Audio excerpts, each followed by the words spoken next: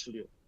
Right. Thank you Srikanth. ఇక మనం ఆదిలాబాద్ వెళ్దాం. ఆదిలాబాద్లో కౌంటింగ్కి సంబంధించి అధికారులు ఏ విధంగా ఏర్పాట్లు చేస్తున్నారు, అక్కడ క్యాంపు పాలిటిక్స్కి ప్రధాన పార్టీలు తెరలేపాయా, మొత్తంగా ఆదిలాబాద్ జిల్లా వ్యాప్తంగా ఏం జరుగుతుంది, ఆదిలాబాద్ నుంచి తుది ఫలితం ఎన్నింటికి రాబోతుంది, ఇటువంటి డీటెయిల్స్ అందించేందుకు మనకు శ్రీనివాస్ అక్కడ సిద్ధంగా ఉన్నారు.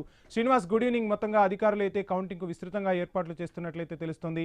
సో ఎన్ని గంటలకు, అంటే 8ంటికి కౌంటింగ్ అయితే మొదలు పెట్టేందుకు అధికారులు అయితే ఏర్పాట్లు చేశారు. ఎన్ని గంటల్లో కౌంటింగ్ పూర్తయి తుది ఫలితం వచ్చే అవకాశాలు ఉన్నాయి? అదేవిధంగా క్యాంప్ పాలిటిక్స్కు కూడా ప్రధాన పార్టీలు తెరలేపినట్టుగా తెలుస్తోంది.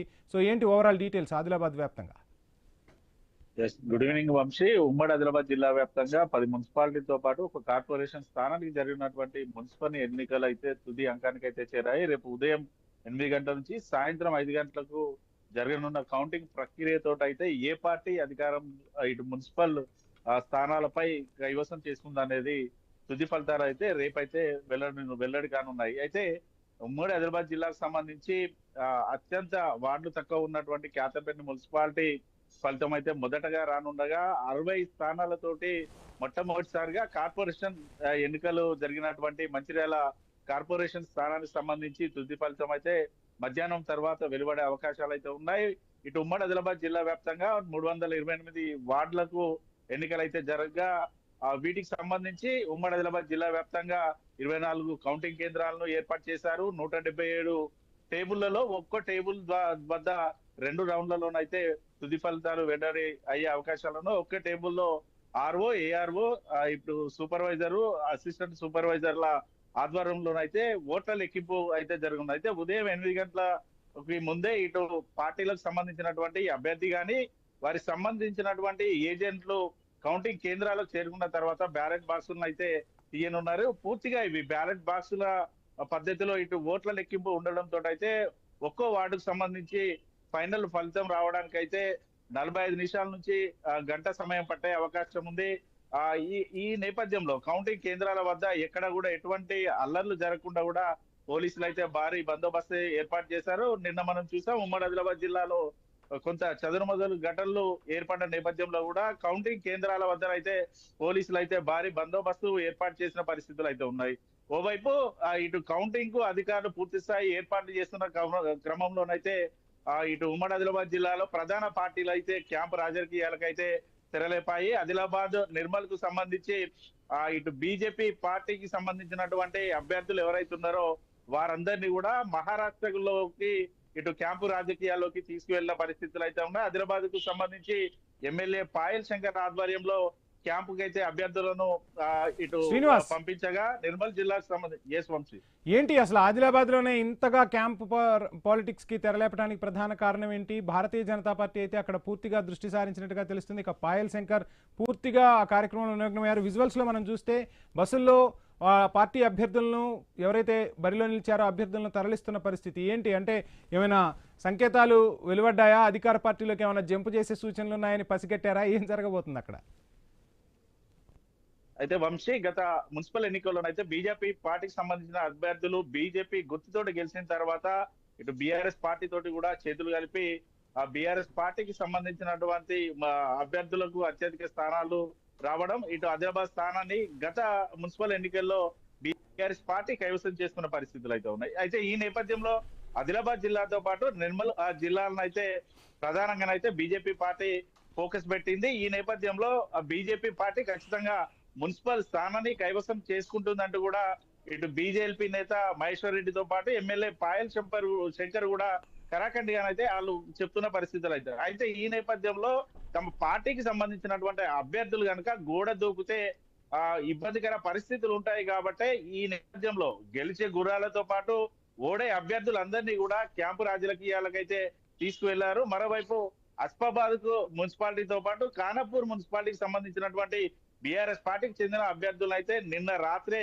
హైదరాబాద్ కి అయితే క్యాంపు కైతే తరలించిన పరిస్థితులు అయితే ఉన్నాయి. ఇప్పటికే అధికార కాంగ్రెస్ పార్టీకి సంబంధించినటువంటి నేతలతో అయితే ఆయా నియోజకవర్గ ఇన్ఛార్జుల ఆధీనంలో అయితే వారు ఉన్నారు. ఇప్పటికే రహస్య సమావేశాలు కూడా కాంగ్రెస్ పార్టీ అయితే నిర్వహిస్తోంది. అయితే ఒకవేళ 3 పార్టీలకు సంబంధించి కూడా పూర్తి స్థాయి మెజార్టీ స్థానాలు కనుక కైవసం చేసుకోకపోతే మాత్రం ఇండిపెండెంట్లను తమతో కలుపుకుపోయే సందర్భం కనుక వస్తే ఇండిపెండెంట్లు ఎవరైతే ఉన్నారో వారందరినీ కూడా తమ వైపు తిప్పుకోవడానికి కూడా 3 పార్టీలు కూడా వ్యూహాలు అయితే ఆ, చేస్తున్న పరిస్థితులు అయితే ఉన్నాయి. ఇటు ఉమ్మడి ఆదిలాబాద్ జిల్లా వ్యాప్తంగా కూడా కాంగ్రెస్ పార్టీ నుంచి టికెట్ ఆశించినటువంటి కొంతమంది నేతలకు టికెట్లు రాకపోవడంతో కూడా ఇండిపెండెంట్ గా బరిలో దిగారు. కాంగ్రెస్ రెబల్ అభ్యర్థులు కూడా బరిలో దిగిన పరిస్థితులు అయితే ఉన్నాయి.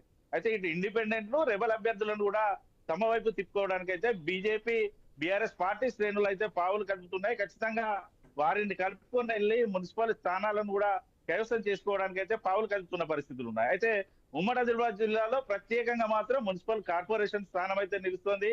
మొదటిసారి కార్పొరేషన్ ఎన్నికలైతే మొదటిసారిగా ఏర్పడ్డ తర్వాత మొట్టమొదటిసారి కార్పొరేషన్ ఎన్నికలైతే మున్సిపాలిటీకి ఈ మంచిర్యాల కార్పొరేషన్ కు జరిగాయి కాబట్టి ఖచ్చితంగా తమ పార్టీ జెండా ఎగరవేయాలంటూ కూడా మూడు పార్టీలు అయితే కసరత్తు అయితే చేస్తున్న పరిస్థితులు అయితే ఉన్నాయి. ఓవైపు ఖచ్చితంగా ఇటు తెలంగాణ రాష్ట్ర వ్యాప్తంగా 116 మున్సిపాలిటీలతో పాటు 7 కార్పొరేషన్ స్థానాలు జరిగినటువంటి ఎన్నికల్లో 100 స్థానాలను కాంగ్రెస్ పార్టీ కైవసం చేసుకుందంటూ ఇటు కాంగ్రెస్ నేతలు ధీమా వ్యక్తం చేస్తా ఉంటే 2.5 ఏళ్ల పాలనలో ఇటు కాంగ్రెస్ పార్టీ ప్రజలకు ఇచ్చిన హామీలు పూర్తి స్థాయిలో నెరవేరలేదు. పార్టీ పైన వ్యతిరేకత ఉంది. ఆ వ్యతిరేకతే తమకు పాజిటివ్ అవుతుందంటూ కూడా బీఆర్ఎస్ పార్టీ నేతలు కూడా చెప్తున్న పరిస్థితులు అయితే ఉన్నాయి. మరోవైపు ఉత్తర తెలంగాణపై అయితే పూర్తిగా బీజేపీ పార్టీ అయితే ఫోకస్ పెట్టింది. ఖచ్చితంగా ఇటు ఆదిలాబాద్ నిర్మల్ జిల్లాలో కూడా ఖచ్చితంగా తమ జెండా ఎగురుతుందంటూ కూడా ఇటు బీజేపీ నేతలు అయితే చెప్తున్న పరిస్థితులు అయితే ఉన్నాయి. ఇటు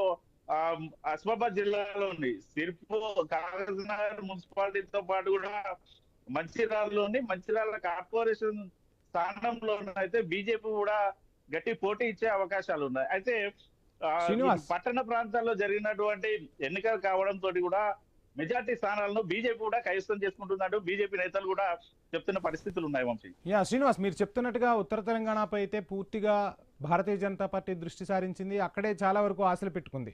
సో పట్టణ ప్రాంతాలన్నింటిలో కన్నా కూడా ఉత్తర తెలంగాణలో కాస్త పట్టుంది. ఆ పట్టు నిలుపుకునేందుకు శతవిధాల ప్రయత్నాలు అయితే చేసింది. పాయల్ శంకర్ మాట్లాడిన మాటలు కూడా మనం చూసాం. సో ఆదిలాబాద్కి ఎయిర్పోర్ట్ కానీ కేంద్రం నుంచి నిధులు తీసుకురావడంలో కానీ అన్నింటిలో సక్సెస్ అయ్యాం, ప్రజలు మా వైపే ఉన్నారని చెప్తున్న పరిస్థితి. అసలు తుది ఫలితం ఎన్ని గంటలకు వచ్చే అవకాశాలు ఉన్నాయి? సో ఏంటి అంటే ఓటింగ్ సరళిని చూస్తే పోలింగ్ శాతాన్ని బట్టి చూస్తే అధికార పార్టీకి ఏమైనా ఇబ్బందులు తలెత్తుతాయని మనం భావించవచ్చు అంటారా? ఏం జరిగింది అసలు?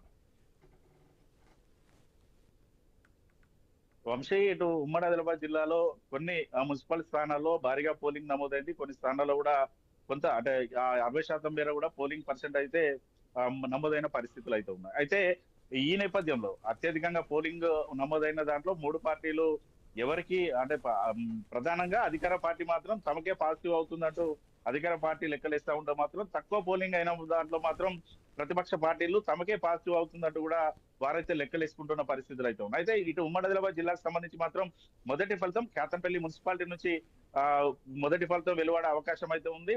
ఇటు తుది ఫలితం అయితే మంచిర్యాల కార్పొరేషన్ స్థానం నుంచి తుది ఫలితాల విడుదల కూడా మధ్యాహ్నం తర్వాత వెలువడే అవకాశాలు అయితే ఇటు ఉమ్మడి ఆదిలాబాద్ జిల్లాలో ఉన్నాయి. Vamshi, right, thank you Srinivas.